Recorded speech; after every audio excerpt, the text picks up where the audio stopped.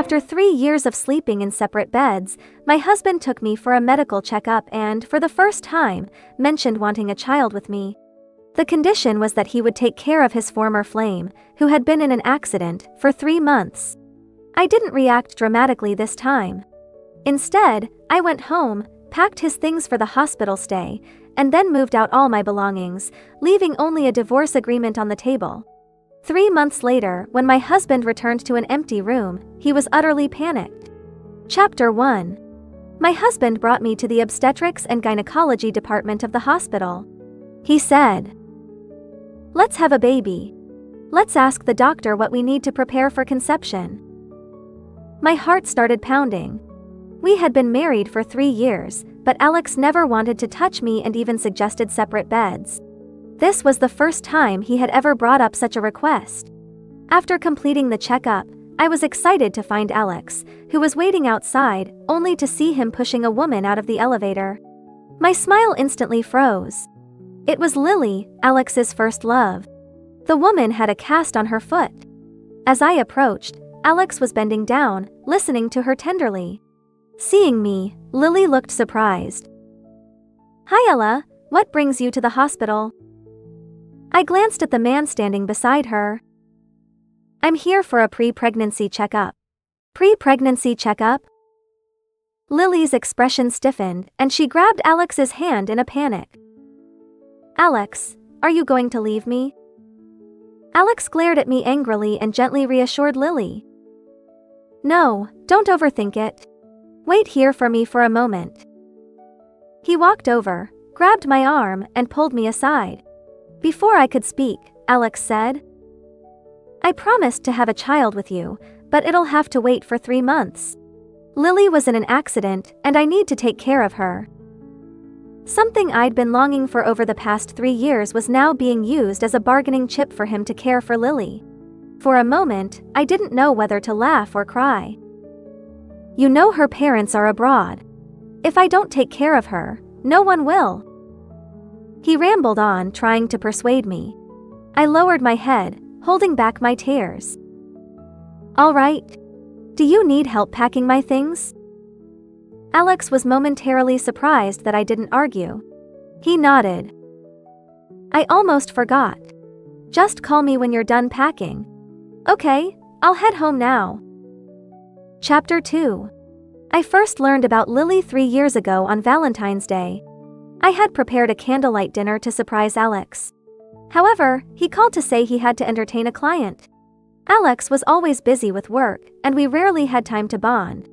I didn't want to miss this chance, so I spoke gently. "That's fine. I'll wait for you, no matter how late you come back." There was a moment of silence on the other end, followed by a low, "Okay." I held my phone and waited by the table all night. But Alex never came home by dawn. Instead, I received a friend request on my phone. After accepting it, I habitually checked the person's profile. Her background photo was a picture of herself. The girl was beautiful, but I didn't recognize her. Just as I was about to ask why she added me, I noticed a recent post on her profile. "A friend I haven't seen in years came to pick me up at the airport. True feelings are fearless of distance and time." The post included a selfie with a man's hand in the corner. The watch on the wrist was identical to the one I had given Alex as a Valentine's Day gift. For some reason, an impulse drove me to zoom in on the photo. The watch I gave Alex had a small scratch on the face from when he was unwrapping it. The watch in the photo had a scratch in the same spot. My breath quickened as I checked the post's timestamp. It was posted at 11 o'clock last night.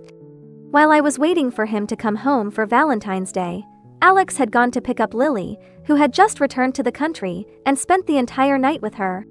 Since then, the name Lily had become a sore point between us. Chapter 3. I packed Alex's things and called him. Lily answered the phone. "Hi Ella, Alex is washing some fruit for me.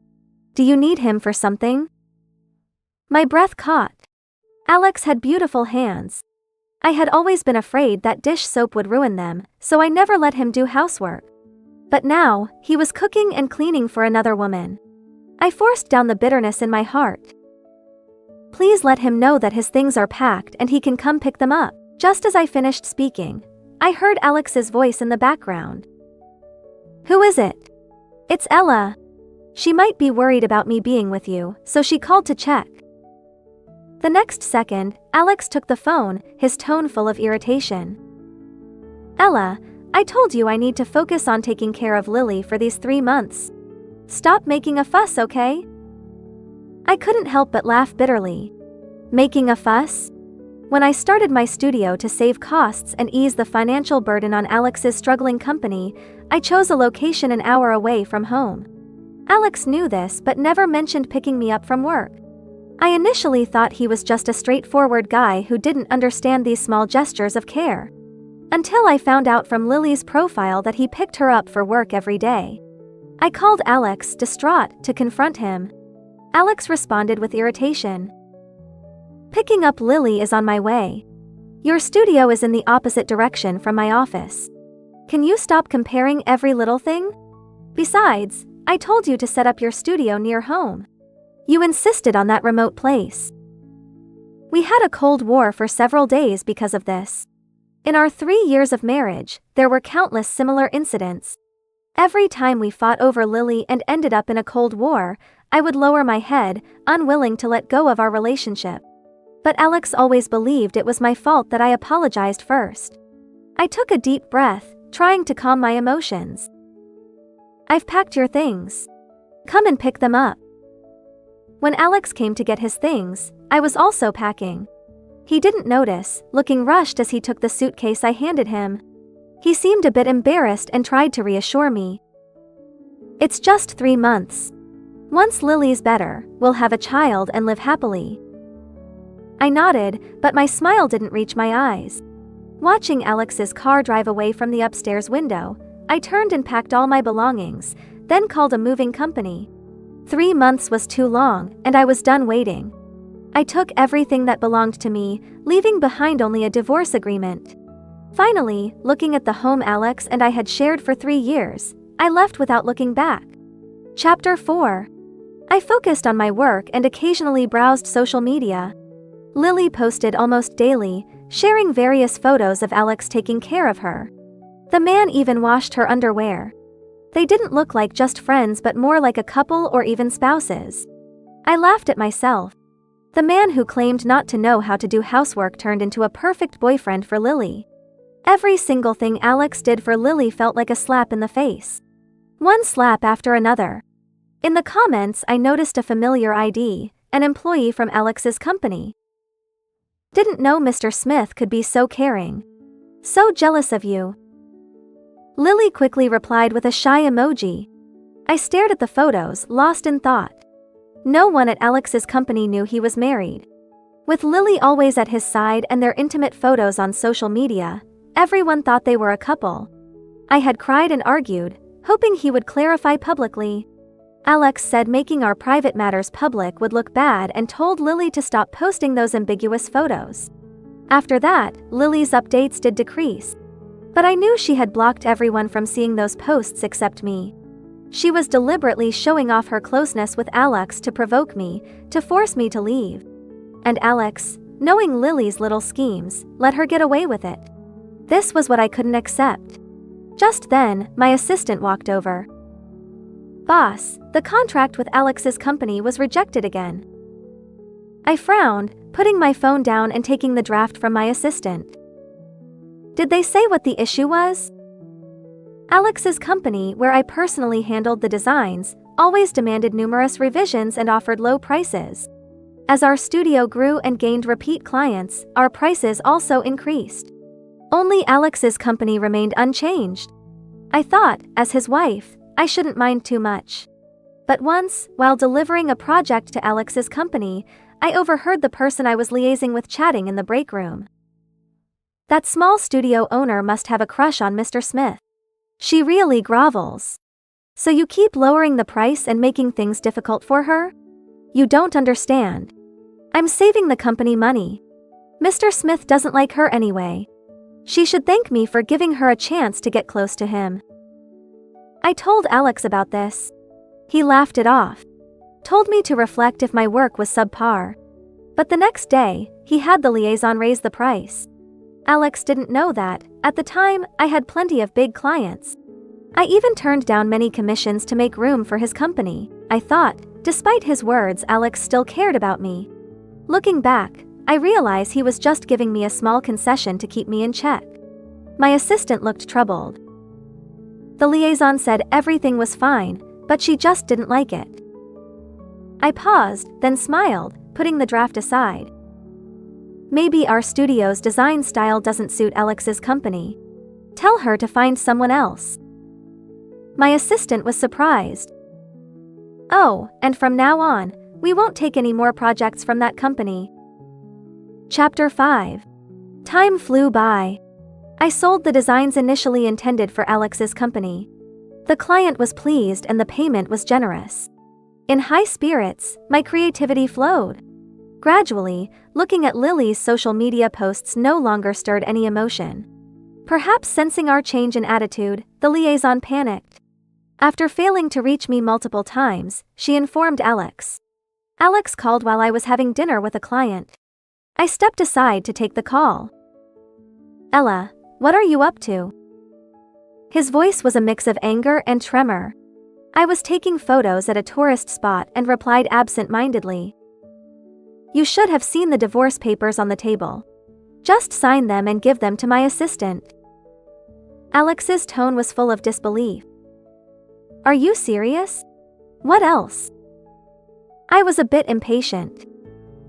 Sign the papers and we'll finalize the divorce when I get back. I was about to hang up when Alex stopped me. Wait! If this is about Lily, I can explain.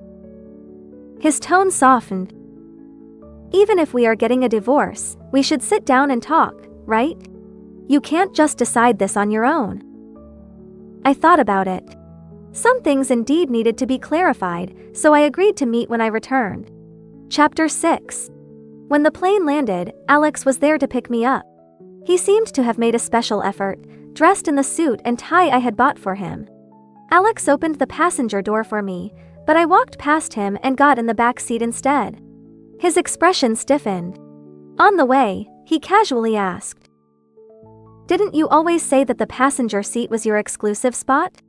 Why are you suddenly sitting in the back?" I was sorting through photos on my phone, preparing to post a few nice ones on social media, and responded without thinking. It's not exclusively mine. Lily had probably sat there countless times. Compared to her, I had sat there much less often. Alex was at a loss for words. As we stopped at a red light, he turned to look at me, his expression serious. Are you mad at me? He seemed a bit annoyed. Lily and I really have nothing going on. It's not the way you think. I smiled. Really? Then why don't you ask your friends and colleagues who they think looks more like your spouse, me or Lily? Alex was speechless. The light turned green. Alex gripped the steering wheel, his voice a bit hoarse. I'll be more careful in the future, but divorce isn't a game, Ella. I hope you'll reconsider. I couldn't understand what was going on with him. Didn't he love Lily so much that he couldn't let go? Now that I wanted a divorce, it should be exactly what he wanted. I had Alex drive me to the apartment I rented near my studio. As I got out, he grabbed my wrist. Ella, I don't agree to the divorce. I looked at him calmly, about to speak when his phone rang. Alex pulled his phone from his pocket, saw the caller ID, and hesitated. Go ahead, answer it. It was obviously Lily. Alex pressed his lips together, then released my hand and answered the call. Lily's voice was as fragile as ever. Alex, my leg hurts a bit. Can you come over and check on me? Alex's expression changed slightly. Stay home and don't move. I'll be there soon. After hanging up, he remembered I was still there. Ella, you know Lily is always delicate. I nodded. I know. Alex seemed relieved. Just don't forget to sign the divorce papers. His relief turned into frustration. Ella, do you have to make such a fuss? Lily is in a special situation right now. Why can't you be more understanding? Alex looked at me disappointedly, as if to say, Ella, you've changed. Still concerned about Lily, Alex didn't argue further and drove off after declaring he wouldn't agree to the divorce. That night, I received a multimedia message from an unknown number. It was a photo of Alex and Lily in bed together. The accompanying text was taunting. I heard Alex hasn't touched you in your 3 years of marriage. Ella, why disgrace yourself by staying? I took a screenshot and saved it. Then, I casually replied, sending intimate photos to others? Lily, you sure are bold. Lily didn't respond. Chapter 7. The next morning, Alex showed up at my studio. I had to give him credit for his time management, juggling between 2 women. Ella, I got these steamed buns from your favorite shop. I queued up early to get them. Alex said eagerly, placing the bag on my desk. I glanced at the address on the bag, smiling ironically. Really going out of your way, aren't you? It was a chain restaurant. There was a branch near where we used to live, but this address was near Lily's office. As if to confirm my suspicion, a message from the number last night came through. Alex should be with you by now. I remembered you liked these steamed buns, so I made sure to pack some for him to take. The photo attached showed them having breakfast together at the restaurant. I smiled and replied, Thanks, I hadn't eaten breakfast yet. My earlier response left Alex uneasy. Seeing me engrossed in my phone and not paying attention to him, he couldn't hold back. Ella, you should move back home. It's not safe for a girl to live alone. I casually unwrapped the bag. No, it's too far from my studio. I don't want to wake up early and take the subway to work. Alex hesitated. Then I'll buy you a car. He quickly added, as if worried I'd misunderstand. I mean, it's more convenient than me driving you since our workplaces are in opposite directions. What do you think? I shook my head. Alex gritted his teeth, as if making a difficult decision. Fine, I'll drive you to work every day from now on. Is that okay? Chapter 8. He looked up at me, softening his tone. I'll pick you up and drop you off at work, and we can go on weekend drives. How about that? I looked at him expressionless. No, Alex, I'm not asking for a divorce to be petty or to play games. I shook my head. We're not right for each other. It's better if we split up. Alex shot up from his chair, eyes red, staring at me intensely. What's not right? I was about to answer when my phone rang. It was the big shot from the awards ceremony who wanted to invest in my solo exhibition. I stood up to leave, but Alex blocked my way. I'm busy right now, Alex. Can you not make a scene? The same words, but this time they came from my mouth. Alex looked at me with a sneer. What, is it that guy you went on a trip with calling? No wonder you want a divorce. Seems like Lily was right. Ella, you're quite the player. Slap. I couldn't hold back anymore and slapped Alex across the face. His head turned to the side, stunned. He hadn't expected me to hit him. Don't project your dirty deeds onto me. Chapter 9. The meeting with the investor went smoothly. I would need to dedicate the next few months to preparing the pieces for my solo exhibition. Since the fallout with Alex, he hadn't come to see me, but Lily was constantly texting, asking where I had hidden her Alex. Fed up, I blocked her number as well. The next time I heard Alex's name was when his partner from the company called, saying Alex was drunk at a bar, calling out my name. I was incredulous. You must be mistaken. I'm not Lily. The caller's tone was strange. No, he was calling for Ella. Alex had been drunk before, and his friends would call me to pick him up. I used to drag him home, only to hear him call out another woman's name. Back then, I felt like my world was falling apart. But I stubbornly believed I could replace Lily in Alex's heart. What I couldn't achieve before happened effortlessly now. All I wanted to do was laugh. Maybe to Alex, what he couldn't have was always the best. "Oh, I'm not Ella either. You should find Lily." I hung up. Only a fool would do such a thankless job. The next morning, I was shocked to find someone lying in the hallway. Clutching my pepper spray, I cautiously approached. It was Alex. I frowned and nudged him with my foot. He better not be dead. That would be hard to explain. Alex slowly woke up. Seeing me, his eyes lit up with joy, then dimmed, looking somewhat pitiful. "Why didn't you come to get me?" I didn't understand what game he was playing now. "Ella, you used to come for me." Alex staggered to his feet, reaching out to hug me. "Don't you love me anymore?" I stepped back, avoiding his touch, and answered calmly. "That's right." The air instantly chilled. After a long pause, Alex spoke hoarsely. "Why? You loved me so much. How can you just stop?" Without thinking, I responded. "Because I don't like sharing my husband." The words "sharing my husband" made Alex's face change. Before he could argue, I pulled out my phone and showed him the evidence. "Your old excuses are worn out. I'm tired of hearing them." I flipped through the photos one by one. "I've figured it out. You always wanted to marry her, and I was just an inconvenient obstacle. Divorce, split the assets. You can give me more as compensation if you want." I said bluntly. "But we must divorce." I had saved every screenshot from Lily's social media posts, and now it was time to return them. Alex's face turned pale as I showed him the photos. His voice trembled. "I didn't know Lily posted these. I told her to block you." I smiled.